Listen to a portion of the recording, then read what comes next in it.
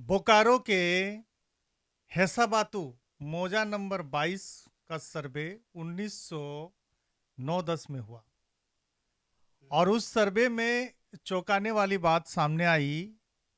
इसी गांव के दुखन बीबी, जो एक विधवा महिला थी, उनके नाम पर खाता खोला गया। उस 8 खाता में लगभग 28 प्लॉट हैं, लेकिन बेवा महिला, इनके आगे पीछे कोई नहीं। अगर आगे देखा जाए दुखन बीबी के, तो इनकी भी 2 बेटी होती है, एक अलकाही बीबी और दूसरी मदीना बीबी। अभी तक इनके वंशज में लड़का नहीं।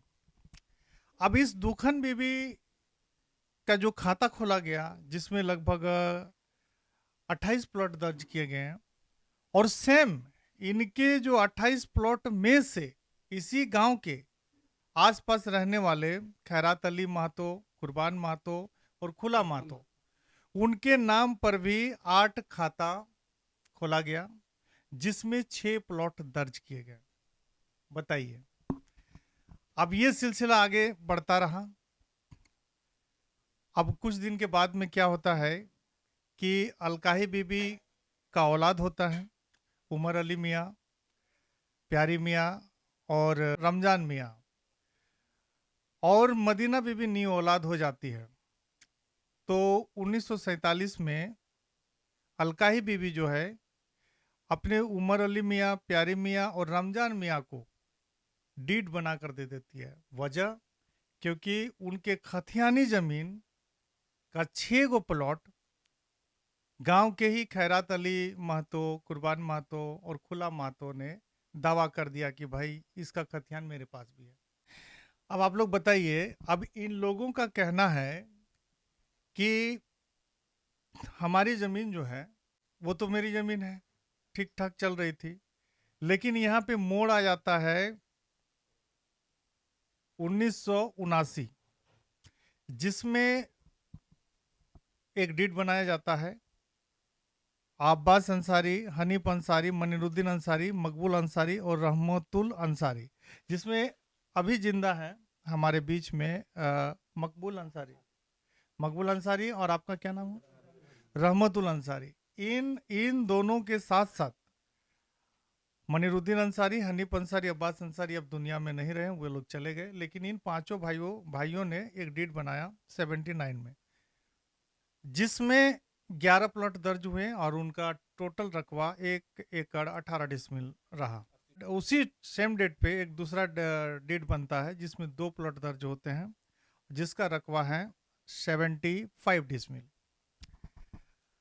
और सबसे अहम बात यह है कि जब बोकारो द्वारा जमीन लिया जा रहा था, तो खैरात अली महतो, कुर्बान महतो, खुला महतो के द्वारा वही खतियान, जिसकी संख्या 8 है और प्लॉट की संख्या 6 है, उसको दिखाकर वो लोग पेमेंट भी लेते हैं, नौकरी भी लेते हैं ना जी। जी, ये पेमेंट नोटिस है।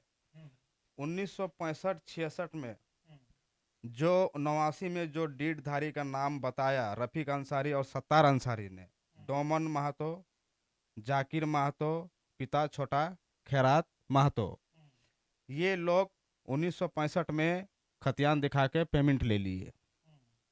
पेमेंट लेने का बाद 89 में डीड बना लिए उसी खाता प्लॉट को, और दो इन लोग से बनवा लिए। इन लोग से बनवा लिए। तो चाचा, ये जो 1989 में आप लोग जो रजिस्ट्री किए, उन लोग को जमीन दिए? नहीं सर, हम लोग दिया ही नहीं है, 1 इंच जमीन नहीं दिया। ये तो थाना में भी हम लोग बोल चुके हैं। आपका साइन दिख रहा है। साइन तो कोई भी लिख सकता है नाम, तो ये देखिए मेरा साइन। ये हाँ इस तरह आप साइन कर। हाँ, यहाँ से लेकर हमारा नौकरी पर, बैंक पर, सब यही साइन होता है शुरू से। शुरू से।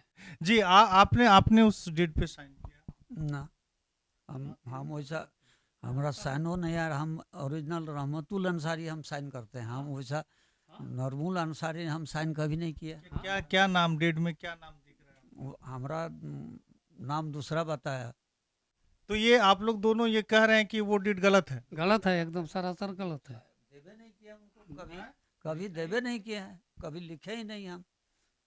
तो इस जो डीड वो लोग दिखा रहा है ना, उसको हम गलत कह सकते हैं ना आप गलत कह सकते हैं। इसके लिए आपको न्यायालय जाना होगा। कोर्ट गए कभी? वही न्यायालय गया, वकील बोला इसका केस हम नहीं लड़ेंगे, आप लोग कागज हम लोग को दे दिया।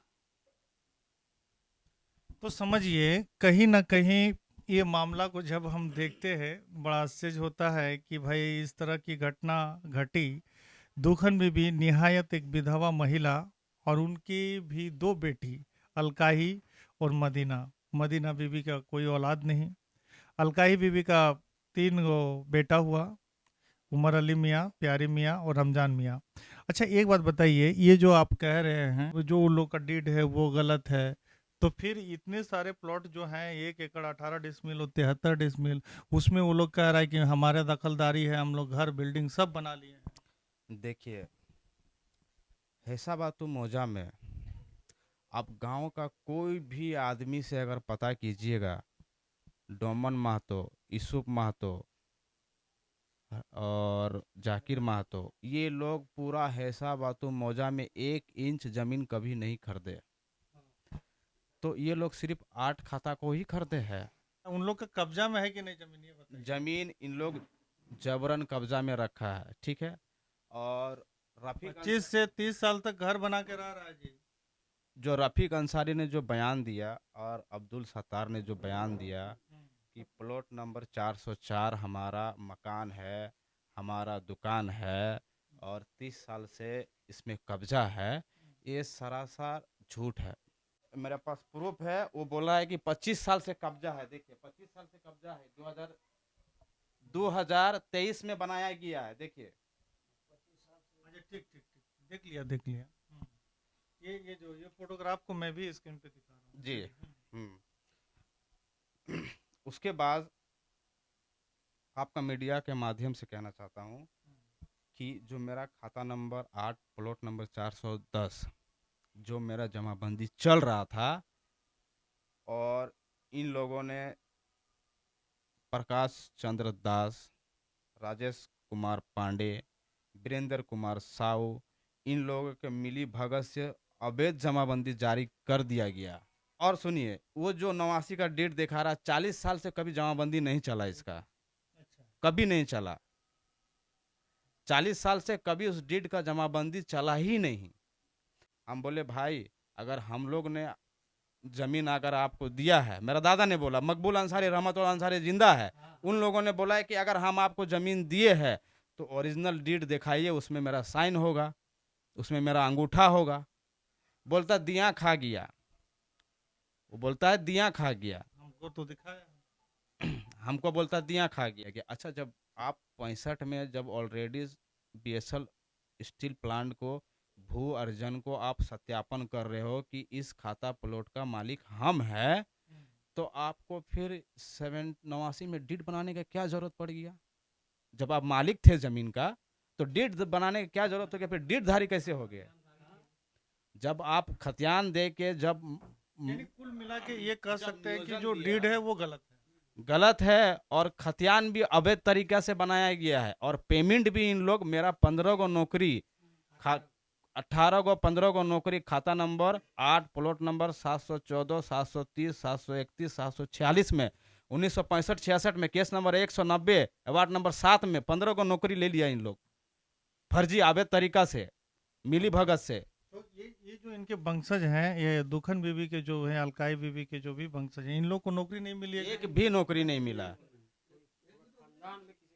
मकबूल अंसारी को नौकरी मिलना चाहिए था, उसका बाप प्यारी मियाँ के नाम से डीड था। रहमतुल अंसारी को नौकरी मिलना चाहिए था, उसके बाप रमजान मियाँ के नाम पे डीड था।